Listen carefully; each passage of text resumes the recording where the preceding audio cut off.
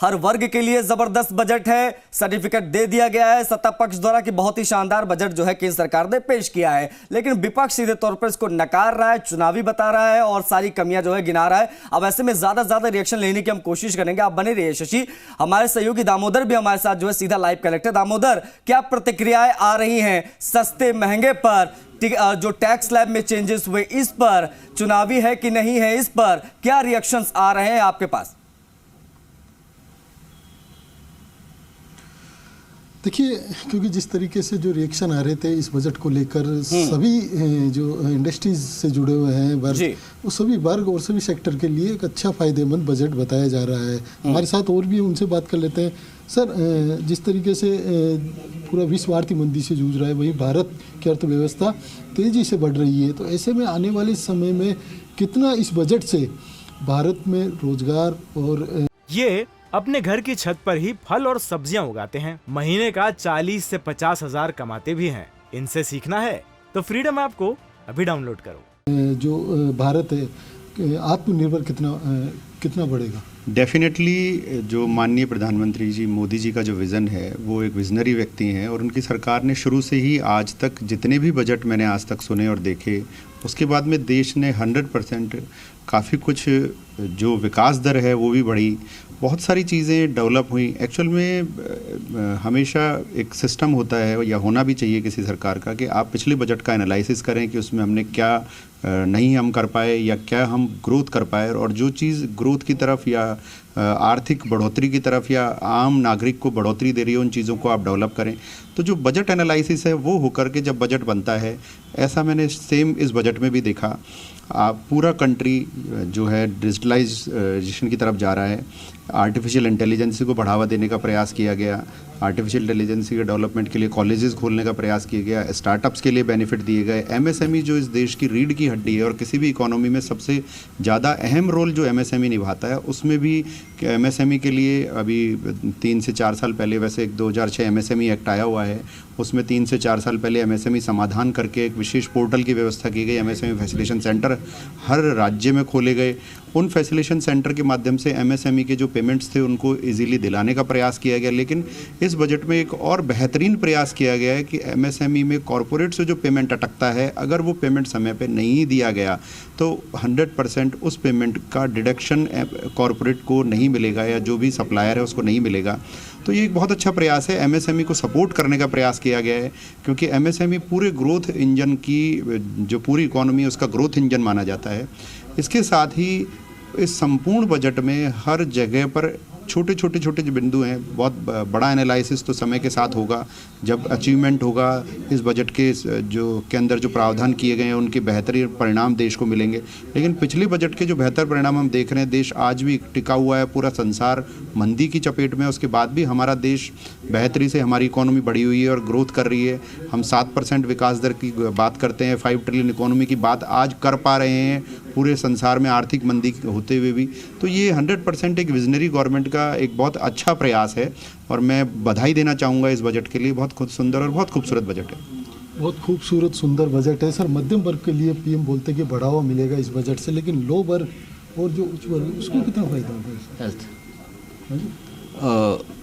जी, मैं बजट को मैं यूँ देख रहा हूँ कि ये एक सकारात्मक बजट है और इसमें स्पेशली जो एजुकेशन सेक्टर में सिलेबस को इंडस्ट्री के साथ अलाइन करने का प्रयास किया गया है, ये बहुत अच्छा है। इससे यूथ की एम्प्लॉयबिलिटी बढ़ेगी और उन्हें अपने वो कोर्सेज पढ़ने का मौका मिलेगा जिसका तुरंत इंडस्ट्री उपयोग कर सकती है। सर, हेल्थ में कितना इस बजट से फायदा मिलेगा?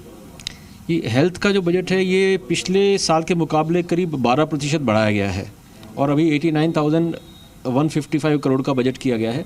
हालांकि अगर आप इसको महंगाई के हिसाब से देखें तो कोई विशेष बढ़ोतरी नज़र नहीं आती है, लेकिन इसमें रिसर्च का कंपोनेंट भी थोड़ा बढ़ाया गया है और जो नॉन कम्युनिकेबल डिजीज़ होती हैं वो बड़ी इंपॉर्टेंट फैक्टर प्ले करती हैं हेल्थ में। और इसको देखते हुए जो तंबाकू में सिगरेट्स पे 16% सेलेक्ट सिगरेट पे टैक्स बढ़ाया गया है, वो एक सराहनीय कदम है, लेकिन एक बहुत छोटा सा ही कदम है, क्योंकि टबैको कंजम्पशन में जो मेजर हिस्सा है वो नॉन स्मोकिंग टबैको का है, यानी कि SLT का है, स्मोकलेस टबैको है। जिसमें गुटखा, जर्दा, पान मसाला आदि आते हैं, उस पर कोई टैक्स नहीं बढ़ाया गया है, बीड़ी पे टैक्स नहीं बढ़ाया गया, जबकि मैक्सिमम टबैको का कंजम्पशन भारत में उन्हीं का होता है। और दूसरी बात यह है कि अभी हाल ही में एक स्टडी राजस्थान में की गई है जिसमें ये सामने आया है कि जो टबैको प्रोडक्ट्स हैं, गुटखा, जर्दा, पान मसाला, इनका जो टैक्स कलेक्शन है वो बहुत कम होता है जो होना चाहिए उसके मुकाबले, क्योंकि वो बिना बिल के बिक्री होती है 80% से ज़्यादा प्रोडक्ट्स की। तो उस टैक्स को कलेक्ट करने का एक स्ट्रॉन्ग इंस्टीट्यूशनल मैकेनिज्म का भी प्रोविज़न किया जाना चाहिए। अगर ऐसा होता तो यदि राजस्थान का 10,000 करोड़ का टैक्स का लॉस होता है, तो अगर आप देश के परिप्रेक्ष्य में देखें तो 1.5 से 2 लाख करोड़ रुपए का टैक्स का लॉस होता है, जो हमारे हेल्थ बजट से भी कहीं ज़्यादा है। तो केवल टैक्स कलेक्शन को स्ट्रॉन्ग कर दिया जाए यदि गुटखा, जर्दा, पान मसाला पर, तो काफ़ी सारा रेवेन्यू गवर्नमेंट के पास आएगा और साथ के साथ नॉन कम्युनिकेबल डिजीज़ को कंट्रोल करने का मैकेनिज्म भी डेवलप हो सकेगा। देखिए, जिस तरीके से इन्होंने बताया कि जो तंबाकू पे यदि टैक्स और बढ़ा दिया जाए तो उससे और ज़्यादा मतलब फ़ायदा रहेगा, उसी को लेकर जो इंडस्ट्री से लोग जुड़े हैं उनसे भी हम और बात करेंगे, क्योंकि इस बजट को लेकर किस तरीके से वो देखते हैं, क्या अपेक्षाएं थी, क्योंकि जो बजट है वो बजट अब जो आने वाले, क्योंकि जिस तरीके से प्रधानमंत्री कहते हैं कि 25 साल के लिए ब्लूप्रिंट है। सर क्या कहेंगे? ठीक है दामोदर, जाहिर तौर पर प्रतिक्रिया देखिए आप जितनी लेंगे उतनी आएंगी, क्योंकि ये बजट है और बहुत बड़ा दिन पूरे देश के लिए था आज, क्योंकि बहुत सारी चीज़ें हमने देखी और बहुत सारे प्रावधान हमने देखे, बहुत सारे इंप्लीमेंट्स हमने देखे, कई सारी चीज़ें जो है वो दामोदर की गई हैं और रिएक्शंस लगातार आ रहे हैं। ये समझने और देखने वाली बात है, लेकिन इस बीच में कृषि क्षेत्र में क्या खास है वो देखना समझना बहुत ज़रूरी है। वो ग्राफिक्स के माध्यम से इस वक्त आप देख पा रहे हैं मेरे जस्ट सामने किस तरीके से किसानों के लिए क्या किया गया है। सम्मान निधि का पैसा बढ़ाने की बात हुई ज़रूर थी, लेकिन कहीं ना कहीं उसमें कोई बढ़ोतरी नहीं की गई है। लेकिन क्या खास है वो देखने वाली बात है। 2000 से जो 2000 करोड़ की योजनाएं जो है इसमें लागू की गई हैं, साथ ही साथ में और किसानों के लिए जो भी व्यवस्थाएं जरूरी थी, जो बेहद महत्वपूर्ण था, वो यहां पर किया गया है। ऊर्जा के क्षेत्र में क्या किया गया वो भी इस वक्त हम आपको ग्राफिक्स के माध्यम से दिखाने की कोशिश कर रहे हैं, क्योंकि ऊर्जा के क्षेत्र में लगातार सरकार का फोकस रहा है कि किस तरीके से इस पर काम किया जाए और ये कितना ज्यादा जरूरी है, क्योंकि इसमें 20,700 करोड़ रुपए का प्रावधान जो है वो ऊर्जा के क्षेत्र में यहां पर किया गया है। ये समझने वाली बात हो जाती है और क्या चीजें इसमें रहेंगी, क्योंकि सोलर एनर्जी हो इस पर विशेष ध्यान सरकार का रहा है, इलेक्ट्रिक गाड़ियों के ऊपर विशेष ध्यान सरकार का रहा है, किस तरीके से उसमें जो है राहत दी जाए और कितना जो है ये ऊर्जा क्षेत्र में क्या खास रहने वाला वो भी जो है हम आपको ग्राफिक्स के माध्यम से दिखाने समझाने की कोशिश कर रहे हैं। नर्सिंग कॉलेजेस बनाए जाएंगे, बढ़ाए जाएंगे, स्वास्थ्य क्षेत्र में लगातार ये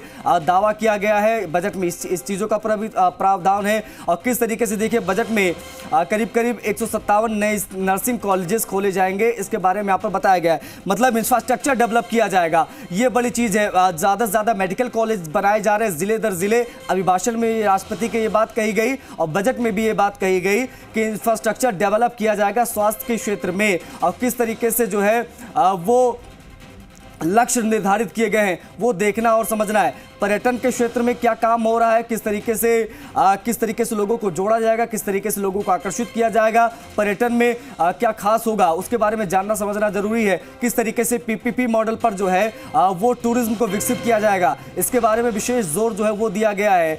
50 पर्यटन स्थलों को जो है वो यहाँ पर विशेष व्यवस्थाएं वहाँ पर की जाएंगी और ये विशेष पहचान दरअसल उनको देने की यहाँ पर कोशिश की जाएगी। अब पर्यटन क्षेत्र में बहुत सारी चीजें आ जाती है, क्योंकि तेजी से जो है दुनिया हिंदुस्तान की तरफ देख रही है, यहां पर आना चाह रही है। जितने भी टूरिस्ट प्लेस हैं उनको जो है विशेष तौर पर और ज्यादा चमकाने की कोशिश होगी ताकि ज्यादा से ज्यादा पर्यटक जो है हिंदुस्तान की तरफ आए और जो पर्यटन का जो बिजनेस है उसमें कहीं ना कहीं तेजी देखने को मिले, ग्रोथ देखने को मिले। तो ये बेहद जो बड़ी बातें हैं जो हमने आपको ग्राफिक्स के जरिए दिखाने की कोशिश की, समझाने की कोशिश की कि ऊर्जा क्षेत्र हो चाहे कृषि का क्षेत्र हो, युवाओं के लिए क्या है और साथ ही साथ में पर्यटन के लिए इस बजट में क्या है, ये अपने आप में बेहद जरूरी, बेहद अहम। बड़ी कवरेज लगातार जारी रहेगी बजट पर, लेकिन वक्त एक छोटे से ब्रेक का, जल्द हाजिर हो रहा है।